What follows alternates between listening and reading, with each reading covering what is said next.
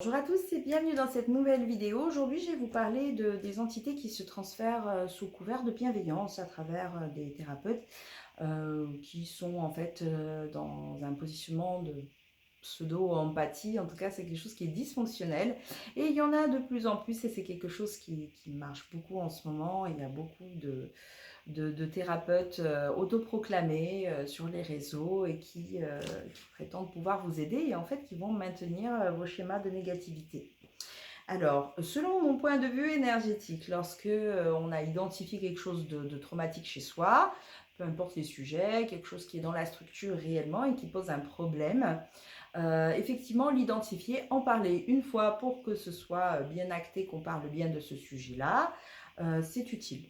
Ensuite, ce qu'il faut, c'est proposer en fait au système quelque chose de nouveau pour pouvoir combler à ça et inverser la vapeur donc de la négativité ambiante pour ramener du positif et pour en fait rééquilibrer le système interne pour qu'il produise quelque chose de positif pour soi et surtout nourrissant au niveau de l'être. Et donc de cette manière-là, je rééquilibre les énergies. Très souvent, ils font un dégagement avant pour enlever l'entité en lien, etc. Il y a un réalignement. Mais derrière, je propose aussi souvent, sous cette méthode-là, justement, de quoi parer à la négativité en ramenant du positif. Voilà, il y a un moins, on met du plus, on met plus, et puis à un moment donné, il y a un équilibre qui se fait. C'est plutôt simple à comprendre. Là où beaucoup de thérapeutes, en fait, vont donner une vraie densité au mal-être. Vous allez aller voir quelqu'un une fois par semaine, ou une fois par mois, enfin je ne sais pas sûr, parce que les thérapies c'est long, hein, bien sûr, évidemment, on ne résout jamais rien comme ça, c'est toujours très long. Donc en fait, ils vont aller chercher donc votre problématique et la développer. Mais ça repose pas sur quelque chose de juste parce on va aller chercher dans la mémoire. Mais dans la mémoire, clairement, des fois, vous avez des bribes de mémoire de quelque chose. Et à chaque fois que vous essayez de vous ressouvenir de quelque chose, le cerveau, lui, il a horreur du vide. Donc, il va en rajouter une couche et une couche et une couche. Et en fait, quand c'est influencé par quelqu'un qui va vous dire on va aller chercher le problème pour essayer de le développer, c'est exactement ce qui se passe, c'est qu'il développe le problème d'une manière démesurée.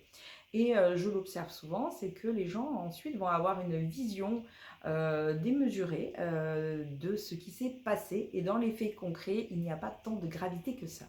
Donc attention à tous ces thérapeutes en fait qui vont justement envenimer votre mal-être, qui vont le développer aussi par la parole. Parce que lorsque vous avez des pensées de quelque chose de négatif, tant que ça reste dans votre tête, que ce n'est pas prononcé, que ce n'est pas verbalisé, que quelqu'un d'autre ne l'a pas entendu, souvent ça reste dans la tête, ça reste du vent. C'est ce que j'appelle les chuchoteurs. Voilà, les pensées, ce n'est que du vent, hein. Des pensées qui vous traversent, des fois, ne vous appartiennent pas. Elles sont souvent en lien avec l'égrégore de l'endroit où vous trouvez. Ça peut être une personne qui traverse la rue, qui est remplie de pensées négatives, et en fait, ça va vous venir. C'est vraiment comme ça, hein, que ça se passe énergétiquement. Comme ça, les gens se transfèrent des pensées négatives qui sont donc animées par des entités qui essayent d'influencer de cette manière-là les personnes pour leur faire mettre du somme, les faire baisser en vibration pour rentrer dans des corps. C'est comme ça qu'en fait les entités se logent dans l'aura. J'en parle souvent dans mes autres vidéos.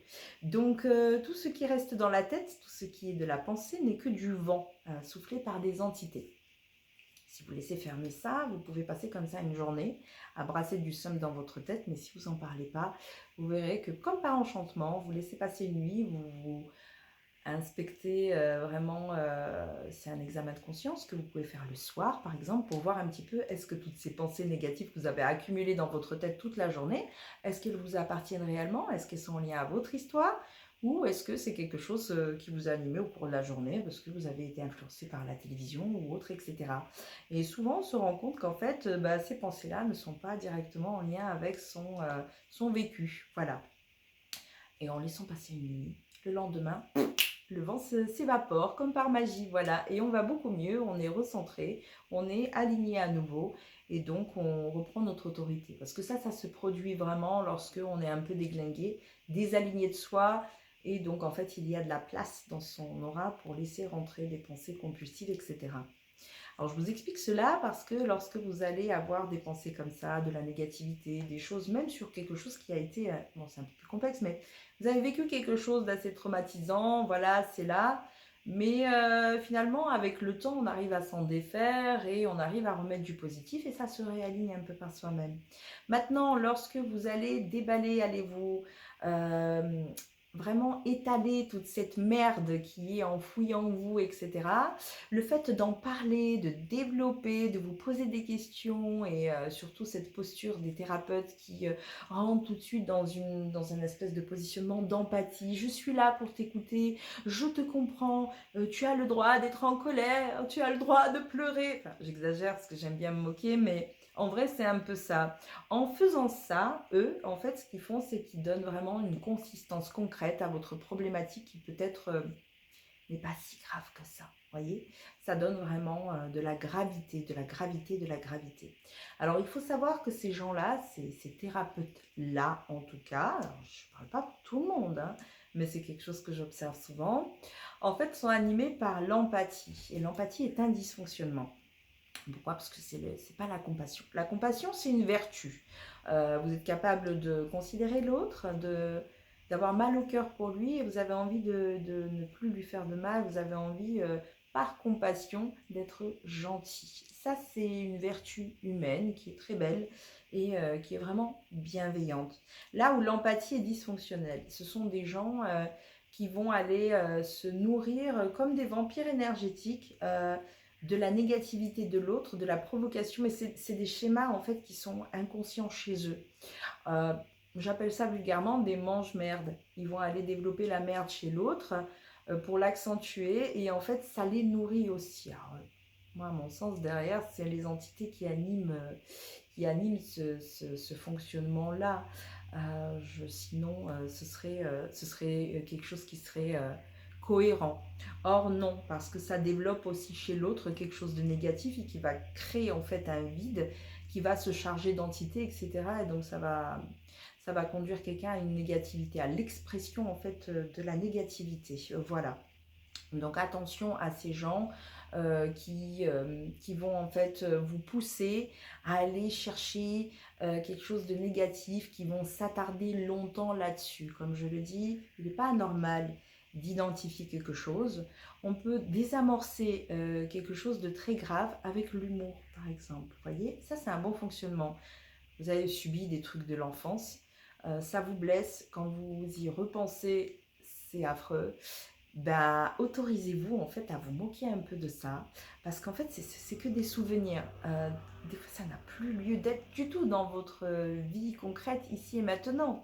Alors maintenant, bon, il y a plein de cas de figure, bien sûr, je fais des généralités et je pointe du doigt ces thérapeutes dysfonctionnels. Mais je ne blâme personne, hein, attention, il y a aussi de très bons thérapeutes qui ont des raisons et puis il y a aussi des traumatismes très graves sur lesquels il faut un peu plus s'attarder et les exprimer peut-être pour essayer d'en faire quelque chose. Mais quand même, malgré tout, même dans ce cas de figure, je pense que trop brasser quelque chose qui est douloureux ne va pas aider quelqu'un. Je ne vois pas l'intérêt de remuer le couteau dans la plaie. Moi, je pars du principe que c'est bien de voir la plaie. Maintenant, il faut la désinfecter, il faut la recoudre, il faut mettre un pansement, accompagner quelqu'un sur une guérison, lui apporter certes de la compassion, mais surtout lui proposer quelque chose qui puisse mettre du positif pour que ça puisse guérir. Parce que à remuer comme ça des plaies et des merdes, bah ça ne fait que de les disperser, de les entretenir. Donc faites attention à ces gens-là qui, sous couvert de bienveillance, de gentillesse, en fait vous maintiennent dans des schémas douloureux, dysfonctionnels. Très souvent aussi pour que vous reveniez les voir régulièrement et aussi pour que vous leur donniez de l'argent. Et lorsque c'est gratuit, attention, c'est vous le produit. Oui, parce que ces gens-là qui disent moi j'ai le don, j'ai l'empathie, je suis un guerrier de lumière et moi c'est gratuit parce que la lumière c'est Dieu qui me l'a donnée et ça ne se fait pas payer. C'est à ce moment-là que vous vous faites enculer en fait, parce que vraiment là derrière il n'y a pas photo.